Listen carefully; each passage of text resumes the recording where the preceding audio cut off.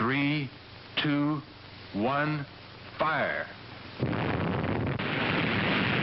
Hey, salut à tous, ici Serac, et aujourd'hui on va parler de bombes atomiques, de la guerre froide et de la Lune. Et oui, puisque nous allons parler du projet A119.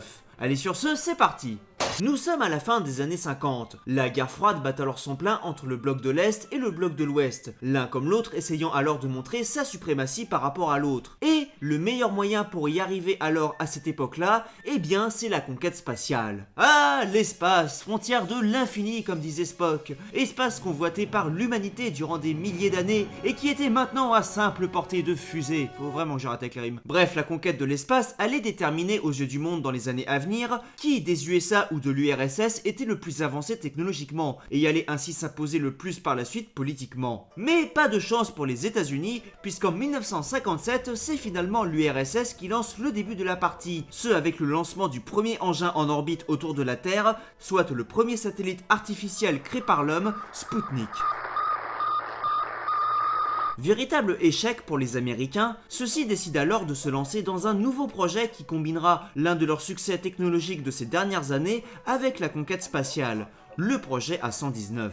Le projet A119, démarré en 1958 et déclassifié au début des années 2000, ne consistait en effet pas moins en le fait de faire exploser une bombe atomique sur la Lune. Ce afin de démontrer la suprématie américaine par rapport aux Russes, mais aussi évidemment leur suprématie sur le plan international. L'explosion qui devait être effectuée par une bombe d'une taille équivalente à Little Boy, la bombe ayant dévasté Hiroshima, ne pouvait et ne devait pas être visible depuis la Terre, celle-ci ayant avant tout un but symbolique et dissuasif. À plus grande échelle, le projet A119 prévoyait d'installer sur le long terme une ou plusieurs bases de lancement de missiles nucléaires sur la Lune, ce dans le cas où une guerre atomique éclaterait avec les Russes. En effet, si ceux-ci parvenaient à surprendre les USA et à détruire toutes leurs installations sur le continent via des missiles intercontinentaux, les USA auraient ainsi pu tout de même répliquer depuis la Lune. Je me demande bien aussi où m'a trouvé son scénario. Mais cela mis à part, le projet était aussi une façon concrète pour eux de dire, si jamais les Russes parvenaient à poser le pied sur la Lune avant eux,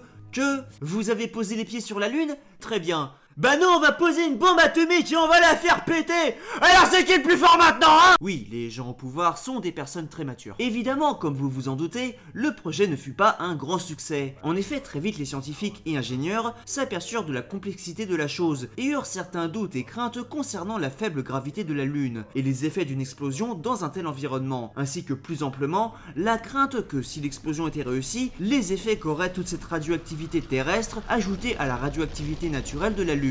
Et oui, car je le rappelle, personne encore à cette époque n'avait posé le pied dessus, donc concrètement, des questions de ce genre, ils en avaient plein. L'autre problème était quant à lui l'opinion publique. En effet, la peur d'une guerre atomique était alors à l'époque bien présente, alors imaginez l'impact qu'aurait bien pu donner l'explosion d'une bombe atomique sur la Lune. Finalement, devant tous ces problèmes, le projet fut totalement abandonné en 1960, pour laisser place à un autre projet lancé en 1961, le projet Apollo. Un projet qui verra 9 ans plus tard, en 1969, le premier pas d'un homme sur la Lune. Un pas américain, mais qui ne l'aurait sûrement pas été si le projet A119 avait été maintenu. Et bien voilà, maintenant vous en savez donc un peu plus sur le projet A119. Bon, après j'avais commencé à imaginer et à écrire ce qui se serait passé si les Américains avaient continué le projet A119, qui serait probablement devenu par la suite le projet Ares, ce au lieu de lancer le projet Apollo, et avaient bien réussi à installer leurs missiles sur la Lune, malgré un retard sur les Russes. Mais bon, je pense que vous devriez voir directement mon épisode sur Fallout, parce que c'est la même conclusion.